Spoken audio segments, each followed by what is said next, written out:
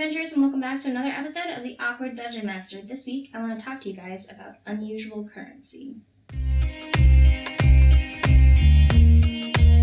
So, I've been having technical difficulties for the last 2 months, in case you were wondering why we haven't had a normal video up in a while. So, if you're watching this now, hopefully my technical difficulties have been resolved.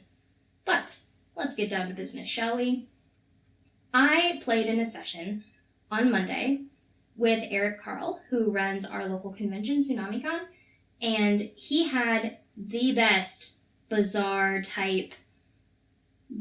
in, like a place where you go shopping, that I have ever seen. It was so amazing because, A, we were in an alternate kind of dimension where everyone was monsters, so the humans and elves and everything like that were kind of out of place. But I'm playing a goblin, so my character was not out of place. And as he was going around shopping, he noticed that nobody was trading in coin, which is just weird. So, get to talking with people. They traded in stuff like first kisses, thimbles, songs. Apparently, if you sing a song in the goblin realm, a part of your soul is stolen. So I find that really interesting also. It's a nice added little piece to the campaign, which we'll see how that plays out later, I guess. Eric, I know you watch these, so you bastard.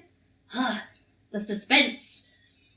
Anyway, my character wound up picking up some color-changing ink, but in exchange for this ink, he had to give a hearty yelp, I believe it was called, which anybody who's ever run a campaign sees noises that goblins make as yelps sometimes, and it's literally just spelled out yelp with an exclamation point.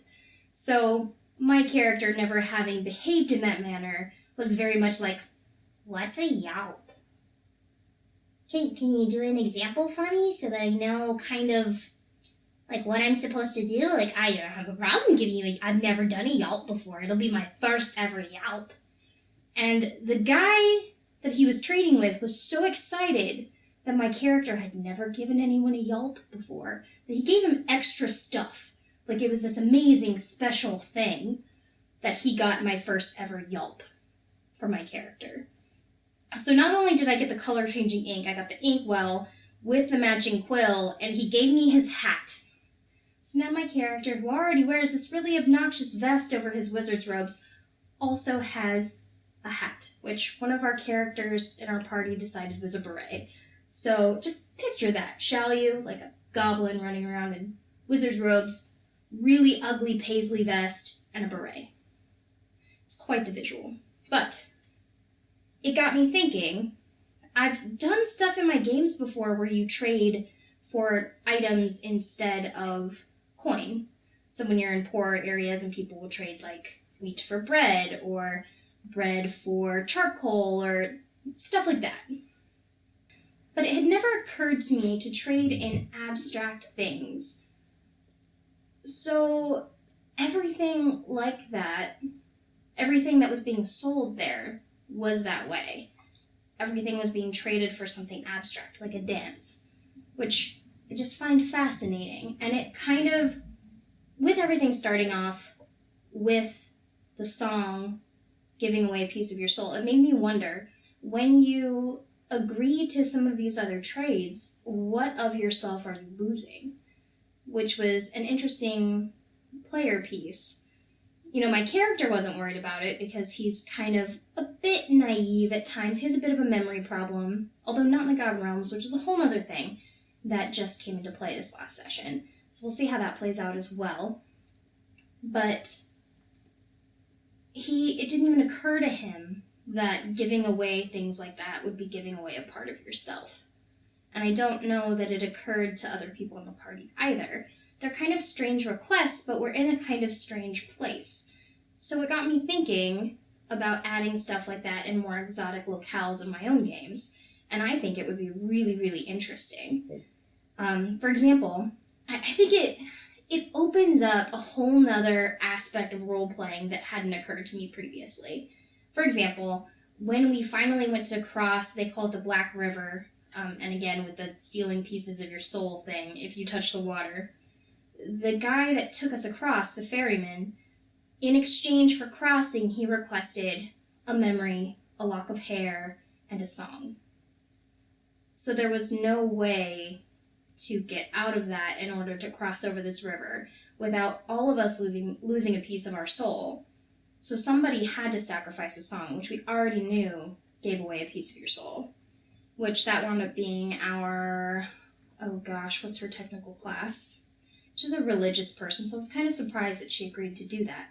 But at any rate, that person did that, and then my husband's character gave away a lock of her hair, and then my character, someone suggested, well, he already has a memory problem, so he should have to give away the memory, which I, of course, said, yeah, that kind of makes sense, so, okay.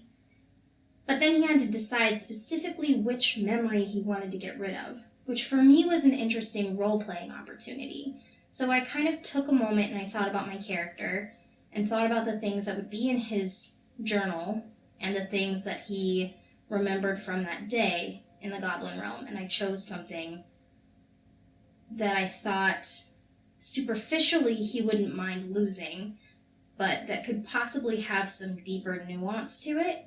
So we had a guide at the beginning of this particular little jaunt in our campaign where the guide we had, he died. And my character didn't dislike him. They hadn't known each other for long, obviously, but he took a liking to him over the last few days that they had traveled together, but he died.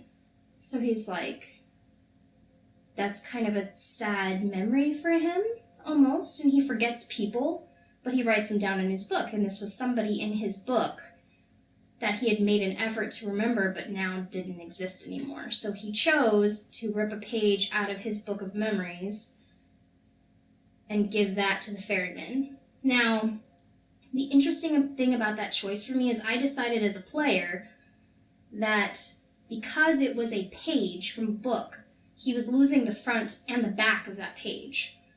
So he didn't just lose the memory of meeting that person, like my character specified whenever I handed it over. He lost pretty much every memory he had of that character. So as far as Squelch, my little goblin, knows, that character never existed. So it just really opened up my mind for different types of currency and how that plays into role-playing opportunities, and it opened up a whole nother aspect of gameplay for me. So I have to take a moment and say, Eric, thank you so much. That was amazing. Honestly, my favorite session with you so far.